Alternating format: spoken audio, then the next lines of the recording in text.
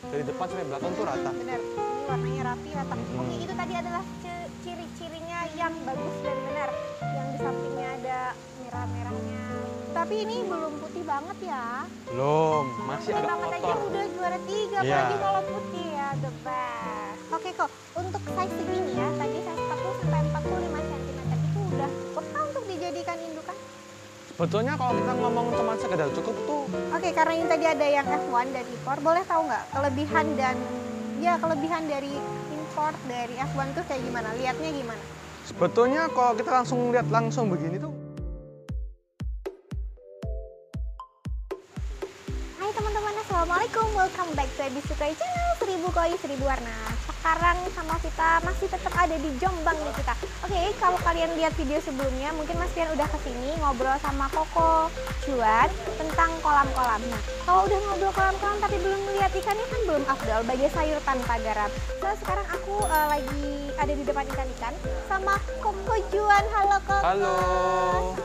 Assalamualaikum. Oke, nah aku hari ini bakalan nge-review ikan susui dan ikan soa ya. Oke, boleh berbagi sedikit ini ikan koi apa? Ya, jadi ini pertama ini susui ya, susui kita import kalau susui yang ini. Ini ikan susui koi import.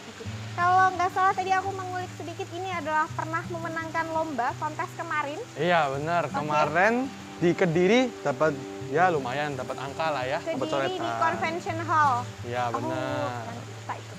Oke, ternyata dimenangkan juara 3 ya. Kita Benar. dapat dari Kim John ini menang juara 3 susui. Oke, juara 3 satu aja ikannya. Berapa ikan? Kemarin kalau di lomba kita ada bawa 3 ekor sih. 3 ekor dan dapat juara semua. Ya 2 aja yang dapat juara. Dari 3 ekor 2 dapat juara, the best ya, terbaik ya kan. Pilihan Koko gitu loh. Buat melihat ikan yang kualitasnya bagus biar nanti kalau edisi lomba gitu ya kan.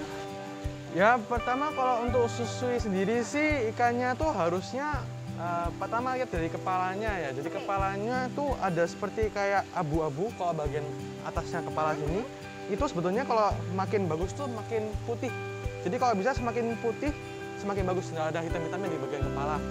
Nah itu kita menandakan kalau misalnya tidak ada bagian hitam di kepalanya, itu kita sebutkan bersih. Jadi kalau ya, itu kalau selain itu kalau untuk susui memang lebih baik kalau misalnya dalam insangnya kanan kiri ada warna merahnya ya. Oke. Nah terus Ini selain, ada. benar ini ada. Memang kalau di sini belum ada contohnya bagian tangannya itu nggak ada moto AK. Moto AK itu apa? Nah kalau moto AK itu ada warna merah bagian tangan kanan kiri. Itu kalau misalnya ada itu makin lebih bagus lagi. Oke. Nah, terus selain itu kita bisa lihat di sini kalau untuk susui ada bagian abu-abunya. Sepanjang badannya ada di bagian atas ya. Tuh, ringnya tuh dari depan sampai belakang tuh ada ya, komplit. Dan bisa digolong ini juga ikan susui yang bagus untuk bagian ringnya karena pertama cukup rapi dan warna abu-abunya rata. Dari depan sampai belakang tuh rata. Bener, ini warnanya rapi, rata. Oke, itu tadi adalah ciri-cirinya yang bagus dan benar. Yang di sampingnya ada merah-merahnya. Tapi ini belum putih banget ya. Belum, masih Putih agak banget aja kotor. udah juara 3, Iya. apalagi kalau putih ya, the best. Oke kok, kalau yang susui itu kan ada pernah warna kuning gitu kan, yang semakin kuning apa gimana, itu iya, gimana, iya. itu bagus apa enggak? Jadi kalau untuk betulnya nggak cuma untuk susui ya. Cuman kalau untuk ikan hampir semua ikan kalau yang warnanya agak menguning itu tidak bagus. Oh, Jadi semakin putih ikannya itu makin bagus. itu biasanya terpengaruh oleh apa? Nah itu kadang-kadang itu memang ikan kalau kondisi stres itu juga bisa kuning. Atau mungkin memang perawatan airnya kurang bagus, mungkin panas mataharinya juga kurang, atau persiapan lah istilahnya itu kurang bagus. Oke, jadi bisa berubah warna jadi kuning dan itu sangat berpengaruh ya. Pengaruh, Jelek. iya sangat Oke, berpengaruh. kalau dari bodinya, dari koi import ini gimana? Nah kalau untuk susu ini bodinya tuh termasuk tergolong sangat bagus. Kenapa? Karena body shape-nya mungkin untuk sementara belum gemuk. Tetapi kalau misalnya kita lihat bagian kepalanya dan bagian ekornya, pangkal ekornya itu sangat tebal. Oh, Jadi potensi ikan ini sangat bagus. Bentuk badannya tuh gemuk, cuma gemuknya bukan ke bawah, tapi ke samping. Kayak torpedo kan terus ya. gitu kan ya. Benar. Rata gitu ya, enggak dulu, enggak samping. Oke, sekarang aku mau pindah ke Hancho Soa. Ini apa nih, ceritanya gimana nih Hancho Soa ini? Ya, kalau untuk Tanjung Soa ini kita lagi persiapkan F1 ini sebagai indukan sih. Jadi memang nggak kita fokuskan untuk show, cuman lebih ke arah indukan karena ini memang betina. Ya. Kenapa memilih dia?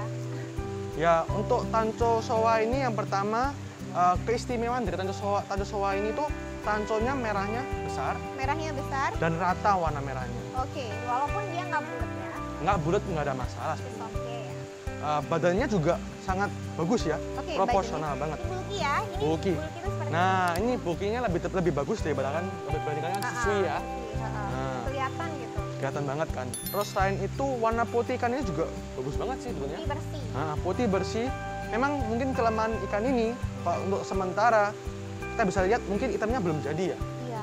Jadi dan itu memang juga belum 100% padat. Mungkin kedepannya bakal bisa lebih padat lagi kalau misalnya kita merawatnya dengan baik. Jadi keeping lebih lagi. Oh, di tangan Koko mah pasti the best lah kan. Amin, amin, amin. Amin, amin, amin. Oke kok, untuk size segini ya, tadi size 40 sampai 45 cm itu udah cukup kah untuk dijadikan indukan? Sebetulnya kalau kita ngomong cuma sekedar cukup itu udah cukup sih. Udah cukup.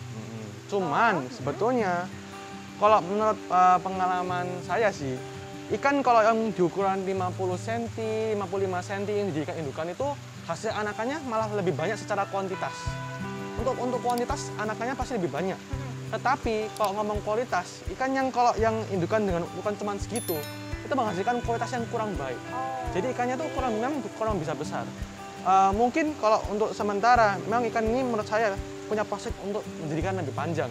Menurut saya sendiri, lebih proporsional kalau misalnya indukan itu di ukuran 75 cm sampai 85 cm, kalau bisa lebih ya bisa lebih. Tapi ada negatifnya juga kalau indukan terlalu besar. Kalau indukan terlalu besar itu rawan mati. Jadi habis buang telur, rata-rata malah mati. Oh gitu. Jadi dipertimbangkan secara seksama dan betul-betul. Iya. Ini bisa lebih jumbo kan? Wah, ini menurut saya punya potensi jumbo sih. Karena setahu saya kalau ikan koi jumbo itu yang besar ya sama-sama pasangannya besar-besar pasti menghasilkan ikan koi jumbo. Jadi ini keturunannya besar. Bisa. Oke Koko, ya sekarang kita pindah ke bak ketiga ya. Ini isinya apa aja kok? Ini tiga-tiganya soa. Oh, ini tiga-tiganya adalah ikan jenis soa. Dari size berapa aja kok? Ini paling kecil ada yang ukuran sekitar 37, 38 sampai ukuran 45-an aja. Oke, 37, 38 sampai 40, 45. Ini bakalan jadi indukan seperti soa, Tanjung Soa tadi atau gimana? Kalau ini 2 ekor, ada yang jantan, satunya betina. Jadi semua tapi memang buat ya indukan lah. Memang pada dasarnya untuk indukan ya. Ini adalah ikan koi F1 atau? Ini ada ikan import, ada yang F1. Oh, ini ada yang import, ada yang F1. Oke, karena ini tadi ada yang F1 dan import, boleh tahu nggak kelebihan dari import dari F1 itu kayak gimana? Lihatnya gimana? Sebetulnya kalau kita lihat langsung begini tuh nggak bakal bisa bedain.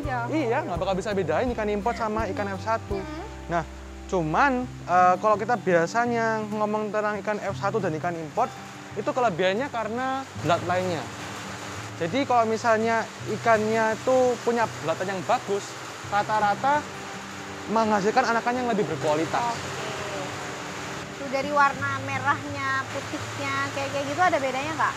Kalau ikan F1 sama ikan import, sebetulnya nggak ada sih kayak putih lebih putih atau yang merah lebih merah. Cuman kalau kita di Indonesia, karena kita memang nggak ada musim dingin, pertumbuhan ikannya lebih cepat dibandingkan ikan di Jepang sebetulnya. Pertumbuhan importnya itu